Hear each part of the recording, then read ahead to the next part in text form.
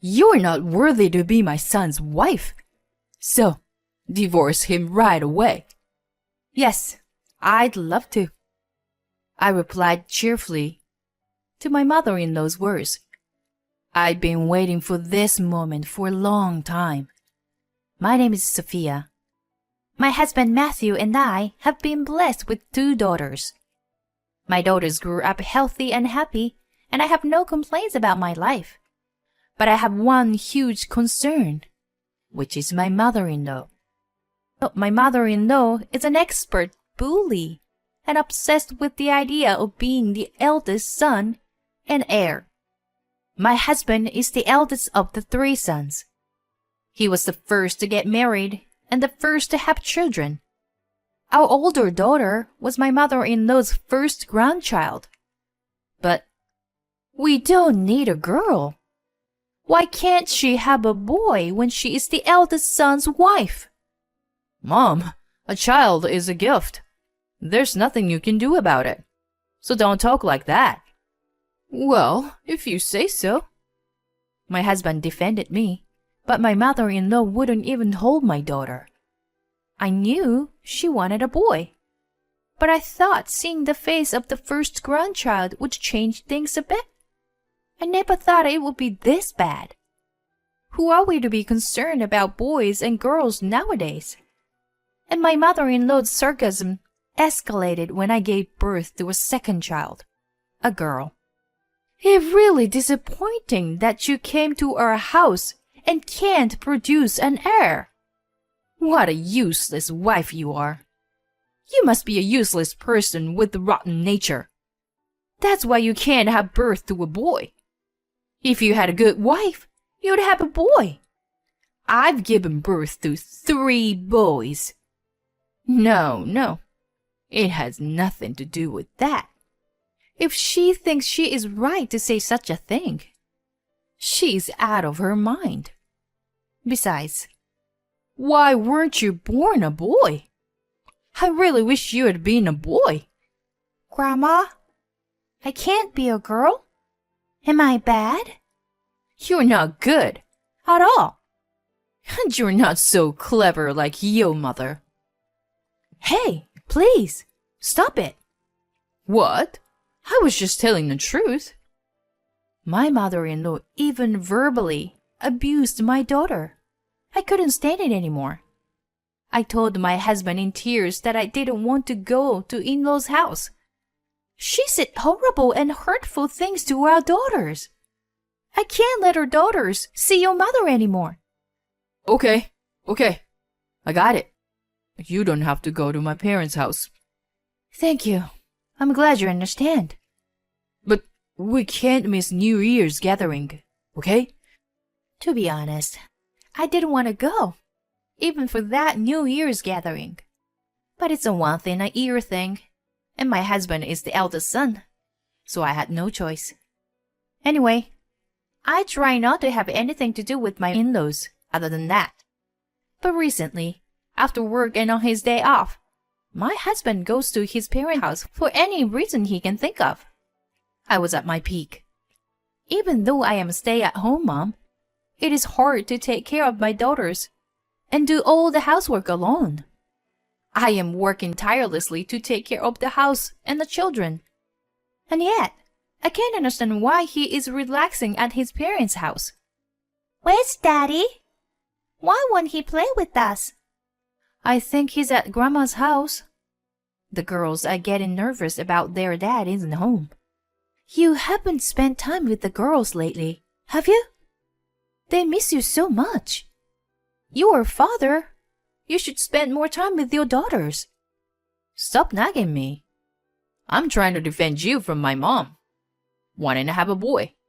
So don't be selfish. It's harder for me to stand in between you and her. And I'm tired from work. Most wives in the world would work things out with their in-laws. You should be able to do it to begin with." When I talk to my husband about my daughters, he gets mad. Is it selfish of me to ask him to spend time with his daughters? What my mother-in-law is doing to me and my husband and my daughter's situation are not the same thing. I began to have bad feelings toward my husband, who lost his temper over such things. Then the family gathering came, and we went to his parents' house as planned. Every year during New Year's, all the relatives got together. My husband's younger brother had a baby boy recently. The youngest brother, the third son, just got married. My mother-in-law doesn't let go of the baby boy. It's a relief that we have an heir. Finally. Good boy. You're the heir. My mother-in-law never treated my daughters like that. As long as it's a boy, she's happy. Now, you wives, get the dishes ready. It's your job. My mother-in-law told us to serve the food and to pour the drinks. While my mother-in-law, my husband, his brothers, and relatives were enjoying drinking and chatting, we were working behind the scenes. And you, girls, go to the kitchen and learn how to cook or something. It's okay. You don't have to. Stay with me. Our daughters were also about to be sent away to the kitchen by my mother-in-law. I can't believe she doesn't hesitate to show that she loves the boy and hates the girls. It's terrible. She treats them like that? Oh, yeah, that's her. It happens all the time. I just couldn't believe my eyes. She was terrible. Oh, it's your first year, huh? That's what she is, unfortunately. I'm fed up with her pushing me for a grandchild or an heir. We happen to have a boy, but I don't think it's fair to say that he's cute, because he's a boy. She kept telling me to give birth to a boy from the beginning of my pregnancy.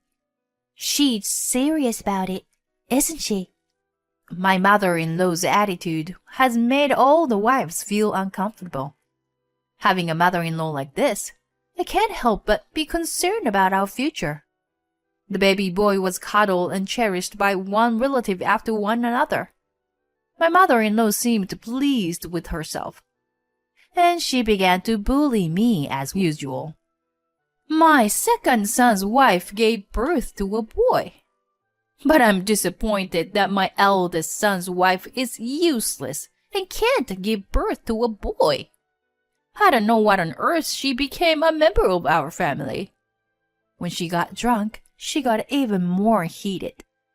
She's not the right wife for us. What kind of upbringing did she have that she can only give birth to girls? You should divorce her and get a new wife.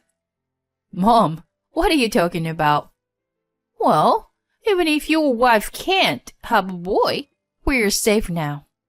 We have this baby boy. He's not the eldest son's boy, but it works too. I'll have to put up with that. It's true. I guess I'm more comfortable here. Maybe I'll get a new wife and move in here. Yes, you should. All the relatives laughed at my mother-in-law's and husband's words. Not only my mother-in-law, but even my husband made fun of me. What kind of a joke is this? This can't just be a joke because of the alcohol. I wish my husband would stop fooling around and comes to his senses. That was terrible. Saying stuff like that and laughing all together. Oh my gosh. My husband is laughing too. Yes, they are all insane. Every one of them are. We're completely pissed off. The three of us decided to have our revenge. And a year passed by, and another new year is here. As usual, all the relatives gathered at my parents-in-law's house. Hey, you! Bring more bottles of wine here and start cooking.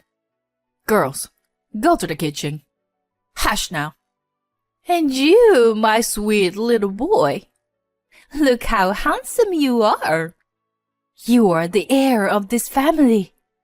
As usual, my mother-in-law keeps the wives busy and push my daughters into the kitchen.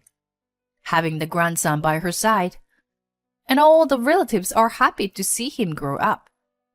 The firstborn son's wife is worthless because she can only give birth to girls. Why did he marry such a wife? It's a fraud that she can't have a boy. My mother-in-law's usual bully has begun. And then, you know what? You are not worthy to be my son's wife. So, divorce him. Right away. When you are done serving the food, go home. Pack your things and leave. You can take your daughters with you. They maybe become an inconvenience to my son's next marriage. What a sudden declaration. I was surprised by her unexpected word. But it might be a perfect opportunity. Okay, I'd love to. I'll gladly divorce him. But he should take the blame. I stepped forward and confronted him with the divorce papers. What? What? You're the one who can't produce an heir. Even if it's the case, I am still his wife. A wife is a wife. Do you know what it's called when a man has an affair with another woman while he's still married? It's called adultery. I put the envelope in front of him and handed it to all the relatives. What? How did this... What? Is this? Inside the envelope was a picture of my husband and the scene of the affair. My husband and my mother-in-law roll their eyes. The relatives are in an uproar. So, you are legally responsible for the affair. See you in the court. What are you talking about? You're the one who can't even give birth to a boy. How selfish you are. The second son's wife, who is also upset with the whole situation, said, Don't you have any shame in blatantly favoring the eldest son? Especially when in an ordinary family with no significant assets? Whether it's a boy or a girl. Having a child without any health issues is the most important and difficult thing to do. Don't you understand that simple thing after having 3 children? Well, the man in his family don't even know that giving birth is a life risk. The second son's wife stared at her husband. Then she picked up the son, who was being held by a relative. I didn't give birth to a child for this family. When Matthew has a boy, that baby will come first than any other children anyway. What kind of a mother would shut up when her children were treated like garbage? I can't raise children with a father like you laughing out when you shouldn't. I'll get custody of my son, and I'll never see you again. What? The second son's wife also handed over the divorce papers, and the third son's wife followed. You may not understand how precious it is to be blessed with a child, but you only have boys and don't even pay attention to girls. And when your 2 brothers get divorced, it is my turn to get all the bullies from your mother, nagging me to give birth to a boy. So, I want to insulate ourselves from this house to protect our family. You can choose to divorce me, or you can choose to leave this crazy family and protect your own. Wait, what? The youngest son's wife also served him with divorce papers. The husbands were in a panic, with the divorce papers from all 3 wives. All the relatives looking uncomfortable. And the mother-in-law's trembling with anger. Don't you guys take everything upon yourselves? What? Who is the selfish one here? Don't you realize how selfish and insane you are? What? I don't think I can have a proper conversation with you. I'm going to ask for a lawyer. So, keep that in mind. Hey, Sophia! I'm sure you'll hear from my lawyer later. We'll talk through to him. Whoa! What the hell? You only have one choice. You can't choose both this house and me. No, no, no, no. Wait! We, 3 wives, left our confused husbands and went back to our parents' house. After that, I divorced my husband. My ex-husband came to my parents' house every day. He had left all the housework to me without taking care of his children and had been having an affair.